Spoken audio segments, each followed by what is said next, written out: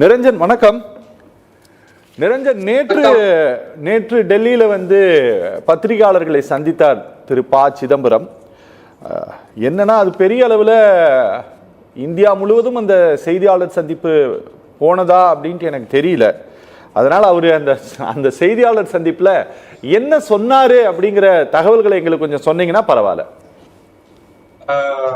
வெறும் டெல்லியில மட்டும் இல்ல, கிட்டத்தட்ட 56 நகரங்கள்ல ஒரு 2-3 நாட்கள்ல மிக விரிவான பத்திரிகையாளர்கள் சந்திப்பை நடத்தணும் அப்படின்றதுதான் காங்கிரஸ் கட்சி எடுத்த முடிவு. டெல்லியில இருந்தே பாக்குறேன்றதுனால சிதம்பரம் அவர்களுடைய அந்த பிரஸ் மீட்டையும் பார்த்திருந்தேன். நிறைய பேர், அடுத்தடுத்த முக்கிய நிர்வாகிகள், முக்கிய தலைவர்கள் நாடு முழுக்க அந்த பிரஸ் மீட்டை நடத்தி இருக்கிறாங்க. ஆனா பெரிய அளவுல ஊடகங்கள்ல அது வந்த மாதிரி தெரியல. சத்தியம் தொலைக்காட்சியில தான் இந்த விஷயத்த ஒரு விவாதத்துக்கு எடுத்திருக்கிறதே முதல்ல பாராட்டுக்குரிய விஷயம். ஏன்னா ரைட் ஆர் ராங் அதெல்லாம் நம்ம போகவே வேண்டாம். யார் மேல தவறு, யார் மேல சரி, அதெல்லாம் நம்ம போகவே வேணாம். இப்படி ஒண்ணு நடக்குது அப்படின்றத முன்னெடுக்கணும். இது ஏன் ரொம்ப முக்கியமானதுன்னு நானும் நீங்களும் சொல்லவே வேண்டாம். பாரதிய ஜனதா கட்சியுடைய மூத்த தலைவர்களும் சொல்றாங்க, காங்கிரஸ் கட்சியோட மூத்த தலைவர்களும் சொல்றாங்க, அத்தனை முக்கிய அரசியல் கட்சிகளுடைய தலைவர்களும் இதுக்கு ரியாக்ட் பண்ணிருக்காங்க. போபஸுக்கு அப்புறமா மிகப்பெரிய ஊழலா இதுதான் வரப்போகுதுன்றது பாரதிய ஜனதா கட்சியுடைய ஸ்டாண்டா இருக்குது. At the same time Congress கட்சியில நான் ஏற்கனவே சொன்ன மாதிரி அத்தனை முக்கியமான தலைவர்கள், முன்னாள் நிதி அமைச்சர் தொடங்கி அந்த கட்சியுடைய தேசிய தலைவர் தொடங்கி எல்லாருமே இதுக்கு ரியாக்ட் பண்ணிருக்காங்க. சோ அப்படின்னா ரொம்ப ரொம்ப முக்கியமான ஒரு விவகாரம் அப்படின்றது ரொம்ப முக்கியம். 25ஆம் தேதி டெல்லி கோர்ட் இவங்க அமலாக்கத்துறை ஃபைல் பண்ணிருக்கிற சார்ஜ் ஷீட் மேல காக்னிசன்ஸ் எடுக்க போறாங்க. அதாவது அது எந்த அளவுக்கு உள்ள போக முடியும், உள்ள சேர்த்திருக்கக்கூடிய ஷரத்துக்கெல்லாம் எந்த அளவுக்கு கரெக்டா இருக்கு அப்படின்றத விசாரணைக்கு எடுக்க போறாங்க. சோ 25ஆம் தேதிக்கு அப்புறம் ஒருவேளை மற்ற ஊடகங்கள் இதை பேசுவாங்களோ என்னமோ தெரியாது. முதல் விஷயமா சத்தியம் எடுத்திருக்கிறது ரொம்ப முக்கியமான விஷயமா நான் பாக்குறேன். நீங்க கேட்ட மாதிரி சிதம்பரம் அவர்கள் வைச்ச மிக முக்கியமான இன்ஃபர்மேஷன், அவர் சொன்ன முக்கியமான தகவல் என்ன அப்படின்னா, முதல்ல நேஷனல் ஹெரால்ட் அப்படின்றது காங்கிரஸ் கட்சியோடைய ஸ்தாபன நிறுவனங்கள்ல அதனுடைய முக்கியமான தலைவர்கள், ஜவஹர்லால் நேரு மாதிரியான முக்கியமான தலைவர்களால முன்னெடுக்கப்பட்டது. முக்கியமான எங்களுடைய மவுத் பீஸா தான் நாங்க அதை பாக்குறோம். ஆனா அது ஒரு 2008 அந்த வாக்குல அது கஷ்டத்துக்கு போச்சு. ஆனாலும் அந்த நிறுவனத்தை நாங்க தொடர்ச்சியா நடத்தணும் அப்படின்றதுக்காக அதுக்காக நாங்க ஒரு செயல்பாடுகள்லாம் மேற்கொண்டோம். நாங்க அந்த பத்திரிகையை நாங்க தொடர்ந்து நடத்திட்டு வரோம். ஆனா அவர் அதை சொன்னதுல இன்னொரு மிக முக்கியமான விஷயம், இதுல டிரான்சாக்சன் எங்கேயாவது நடந்திருக்கா? அதாவது நேஷனல் ஹெரால்டு நிறுவனம் அது நடத்தக்கூடிய நிறுவனம் சோனியா காந்திக்கும் ராகுல் காந்திக்கும் இல்ல சார்ஜ் ஷீட்ல மென்ஷன் பண்ணப்பட்டிருக்கக்கூடிய நபர்களுக்கும் நேரடியா பணம் கொடுத்திருக்கிறாங்களா அப்படின்ற ஒரு கேள்வியை எழுப்பி இருக்கிறாரு. சோ பணம் அப்படின்றது ஈடுபடவே இல்லை, அதுக்குள்ள செயல்பாட்டுக்குள்ளேயே வரல அப்படின்னா எப்படி அமலாக்கத்துறை வர முடியும்? சட்டவிரோத பண பரிமாற்றம், பணம்ன்றது சட்டவிரோதமா டிரான்சாக்சன் ஆயிருக்குன்னா மட்டும்தான் அமலாக்கத்துறையுடைய செயல்பாடே அங்க அவங்களுடைய ஜூரிஸ்டிக்ஷனே அங்க அதுக்குள்ளதான் வரும். ஆனா அப்படியான ஒரு சம்பவமே நடக்கல அப்படின் பொழுது எப்படி இதுல அமலாக்கத்துறை முதல்ல வந்தாங்க அப்படின்றத அவர் முக்கியமா கேள்வி எழுப்பினது. அதுக்கப்புறமா வழக்கம் போல மற்ற தலைவர்கள் எல்லாம் சொல்றது மாதிரியே சிதம்பரம் அவர்கள் எங்க ஆவாருன்னா ஒரு மூத்த வழக்கறிஞரும் கூட அப்படின்றதுனால, ஒரு பொருளாதார நிபுணர் அப்படின்றதுனால மற்றவங்க மாதிரி இல்லாம அவர் ரொம்ப கீன் டு தி பாயிண்ட் அப்படின்றத வைப்பாரு. சோ அமலாக்கத்துறையுடைய அதிகார வரம்பை மீறி அவங்க செயல்பட்டு இருக்கிறாங்க, வேணும்ட்டே இவங்க 2 பேருடைய பெயரையும் மென்ஷன் பண்ணா அது ஒரு விதமான தாக்கத்தை ஏற்படுத்தும் அப்படின்றதுக்காகவே பண்ணிருக்கிறாங்க. கிட்டத்தட்ட 1.5 ஆண்டுகளுக்கு முன்னாடி இவங்க 2 பேர்கிட்டையும் விசாரணை எல்லாம் நடத்தி அதுக்கப்புறமா இவ்வளவு நாட்கள் எடுத்துட்டு பண்ணியிருக்கிறாங்க. குறிப்பா காங்கிரஸ் கட்சி சில வாரங்களுக்கு முன்னாடிதான் அவங்களுடைய மிகப்பெரிய அளவிலான ஒரு பொதுக்குழு கூட்டத்தை நடத்தியிருந்தாங்க. அடுத்தடுத்து கட்சி எப்படி வளர்த்து போகணுன்ற மாதிரியான விஷயங்களை ஆலோசனை நடத்தியிருந்தாங்க. சோ அந்த விஷயத்துல அடிப்படையிலேயே ஒரு முட்டுக்கட்டையை போட்டணும் அப்படின்றதுக்காக பாரதிய ஜனதா கட்சியினர் அமலாக்கத்துறையை வச்சு மிரட்டுறாங்க அப்படின்றது அவரோட குற்றச்சாட்டா இருக்கு. ஆனா நம்ம இத முழுமையை எப்படி பார்க்கணும் அப்படின்னா, இது குற்றச்சாட்டு அப்படின்றது 2 தரப்புல இருந்தே முன்வைக்கிறாங்க. ஆனா வழக்கு ரொம்ப தீவிரமான வழக்கு. ஏற்கனவே சோனியா காந்தி அவர்கள் கிட்டத்தட்ட ஒரு 40-45 மணி நேரத்துக்கு மேல ஒரு 3 நாட்கள் தொடர்ச்சியா அமலாக்கத்துறை அலுவலகத்துக்கு வரவழைக்கப்பட்டு விசாரணை வளையத்துக்குள்ள கொண்டு வரப்பட்டிருந்தாங்க. ராகுல் காந்தி 20 மணி நேரத்துக்கு மேல விசாரிக்கப்பட்டாரு டெல்லியில. ஏன்னா அந்த டைம்ல நான் டெல்லியில ரொம்ப ஃப்ரீக்வெண்டா காங்கிரஸ் கட்சியை ஃபாலோ பண்ணிட்டு இருந்தேன் அப்படின்றதுனால நேரடியா போய் ரிப்போர்ட் பண்ணியிருந்தா அவ்வளவு ப்ரொட்டஸ்ட்.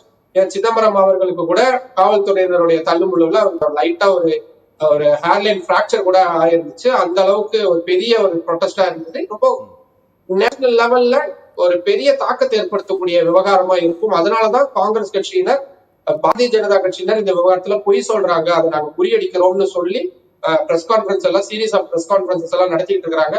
பட் இதோடைய கிளைமேக்ஸ் வரும் 25ஆம் தேதி டெல்லி கோர்ட்ல இந்த அமலாக்கத்துறையினுடைய சார்ஜ் ஷீட் மேல என்ன காக்னிசன்ஸ் எடுக்க போறாங்க கோர்ட் அப்படின்றத பொறுத்துதான் தெரிஞ்சுக்க முடியும். பட் ரொம்ப இன்ட்ரெஸ்டிங்கான விஷயம், பாரதிய ஜனதா கட்சியினரும் அதுக்கு ஈக்குவலா நிறைய சீரீஸ் ஆஃப் பிரஸ் கான்பரன்ஸ் நடத்திட்டு இருக்காங்க. ரெண்டு பேருமே நிரஞ்சன் என்னன்னா 60 வினாடிகள்ல வந்து இந்த நேஷனல் ஹெரால்டு கேஸினுடைய ஸ்கேம் என்ன நடந்தது அப்படிங்கிற ஒரு வீடியோ கிளிப்பிங்க இந்த நாட்டினுடைய எல்லா மத்திய அமைச்சர்களும் 17/4/2025 அன்று எல்லாருமே ஷேர் பண்ணாங்க அப்படிங்கிறத நம்ம பார்த்தோம். கரெக்டுங்களா? அப்போதான் அது அதே நாள் தான் கபில் சிபல் வந்து ஒரு செய்தியாளர் சந்திப்பை நடத்தி, அவர் இன்னைக்கு காங்கிரஸ்ல இல்லைனாலும் கூட ஒரு செய்தியாளர் சந்திப்பை நடத்தி இந்த விவகாரத்தை சொன்னார். நேற்று பிரஸ்ஸை மீட் பண்ண திரு ப. சிதம்பரம் கூட சொன்னாரு. இப்போ ஒரு உதாரணத்துக்கு அவர் சொன்னாரு, வோடபோன் நிறுவனத்தினுடைய பங்குகள் வந்து இன்னைக்கு அரசாங்கத்தினுடைய வசம் வந்துருச்சு, அவங்க கொடுக்க வேண்டிய லாப ஈட்டை வந்து அரசுக்கு கொடுக்காததுனால் அவங்க இன்னைக்கு ஈக்விட்டி வந்து ஷேர் ஆயிருக்கு ஒரு 36,000 கோடி ஒரு உதாரணமாக வைத்து அவர் சொன்னார். அப்படித்தான் இந்த விவகாரத்திலும் நடந்திருக்கு அப்படின்ட்டு சொன்ன பிறகும் கூட இந்த விவகாரத்தை ரொம்ப பூதாகரமாக பிஜேபி கொண்டு போயிட்டு இருக்கு அப்படிங்கிறது நமக்கு தெரியுது. எங்கேயாவது இது வந்து இது பழி வாங்கிறதுக்காக தான் செய்யறாங்க அப்படின்ட்டு காங்கிரஸ் சொல்லுது இல்ல, அதை மக்கள் நம்புவதற்கான வாய்ப்பு இருக்கா? நீங்க இந்த கொஸ்டின் நீங்க கண்டிப்பா கேட்பீங்கன்னு தெரியும். அதனாலதான் நானும் டேட்டாஸ் எல்லாம் வந்து கொஞ்சம் எடுத்து வச்சிருக்கிறேன். சரி, அமலாக்கத்துறையினர் மீது ஏன் வந்து இப்படியான ஒரு சந்தேகம்? நம்ம ஒரு நிர்ணயமாகட்டும் இல்ல மற்ற விசாரணை அமைப்புகளை நம்ம இப்படி ரொம்ப ரொம்ப அதிக அளவுல சந்தேக கண்ணோட்டத்தை பாக்குறது இல்ல. ஆனா ஏன் வந்து ஈடிய வந்து ரொம்ப தூரம் பாக்குறோம் அப்படின்னா அவங்களுடைய செயல்பாடுகள் அப்படிதான் இருக்கு. கடந்த நவம்பர் மாதம் சுப்ரீம் கோர்ட்ல திரிணாமுல் காங்கிரஸ் கட்சியுடைய ஒரு சட்டமன்ற உறுப்பினரா இருக்கக்கூடிய பார்த்தா சட்டர்ஜி அவர்களுடைய வழக்கு ஒண்ணு அமலாக்கத்துறைக்கு தொடர்ந்த வழக்கு சம்பந்தமான விஷயம் வருது. அதுல ஆனரபிள் சுப்ரீம் கோர்ட் சொன்ன வார்த்தைகளை நான் கோட் பண்றேன். நானும் நீங்களும் சொன்னா கூட அமலாக்கத்துறையினருக்கோ இல்ல பாரதிய ஜனதா கட்சியினருக்கோ கோபம் வந்துடலாம். நான் கோட் பண்ணக்கூடிய வார்த்தை உச்ச நீதிமன்ற நீதிபதிகள் சொன்ன வார்த்தை, குவாலிட்டி ப்ராசிக்யூஷனை எடுத்து போங்க சார் அப்படின்னு அமலாக்கத்துறையை பார்த்து, அதாவது தரம் வாய்ந்த விசாரணை முறையை நீங்க கையாளுங்க அப்படின்னு சுப்ரீம் கோர்ட் அமலாக்கத்துறைக்கு சொல்றாங்க. ஏன் சொல்றாங்க?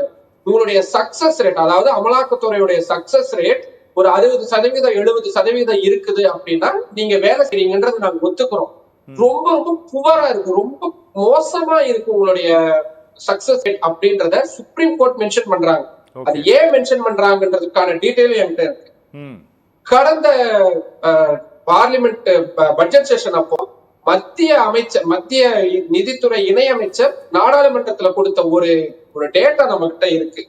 அதுல கிட்டத்தட்ட 193 கேசுகள் வந்து கடந்த 10 வருஷத்துல பொலிட்டீஷியன், அதாவது டைரக்டா ரொம்ப தீவிரமா அரசியல்ல கலந்துக்கக்கூடிய பொலிட்டீஷியன்ஸ் மேல போடப்பட்ட ஈடியோடைய கேஸ். அதுல எவ்வளவு தெரியுமா கன்விக்ஷன் வந்திருக்கு? வெறும் 2 கன்விக்ஷன். அந்த அளவுக்கு தான் அமலாக்கத்துறையினருடைய செயல்பாடுகள் அப்படின்றது இருக்கு. அமலாக்கத்துறை என்ன சொல்றாங்க? நாங்க வந்து 5000 கேஸ் ஃபைல் பண்றோம். கேஸ் ஃபைல் பண்றது யாரு வேணாலும் பண்ணலாம் சார். ஆனா அதுக்கு முடிவு என்ன வந்து நானும் நீங்களும் கேட்கல, மக்களுடைய பிரதிநிதிகளா இருக்கக்கூடிய ஹானரபிள் சுப்ரீம் கோர்ட்ல உட்கார்ந்து இருக்கக்கூடிய ஜட்ஜஸ் வந்து கேட்கறாங்க. நம்ம கூட சரி ஊடகங்கள் வந்து ஒரு சார்பு எடுக்கிறாங்க அப்படி இப்படின்னு நிறைய பேர் சொல்லலாம்.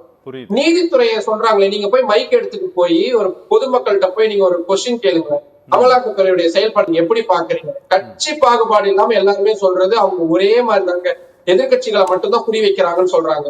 ஏன் பாரதிய ஜனதா கட்சி ஆட்சி செய்யக்கூடிய எந்த மாநிலங்களையும் அவங்க கூட்டணியில இருக்கக்கூடிய எந்த மாநிலங்கள்லயுமே யாரும் ஒருத்தர் கூடவா ஊழல் பண்றது, ஒருத்தர் கூடவா பிஎம்எல்ஏக்கு கீழே அவங்க குற்றம் அதுக்கான புகார்கள் கூட வராம இருக்க போகுது.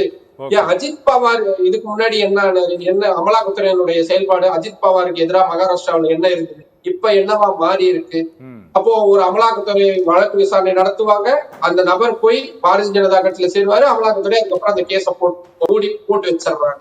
அப்ப இதுதான் கொஸ்டின் ஆகுதுங்கிறதுனாலதான் இந்த காங்கிரஸ் கட்சிக்காரங்க சொல்லக்கூடிய அரசியல் பழிவாங்கல் நடவடிக்கை அப்படின்றத நம்மளும் கொஞ்சம் சீரியஸா பார்க்க வேண்டியதா. ஓகே நிரஞ்சன்.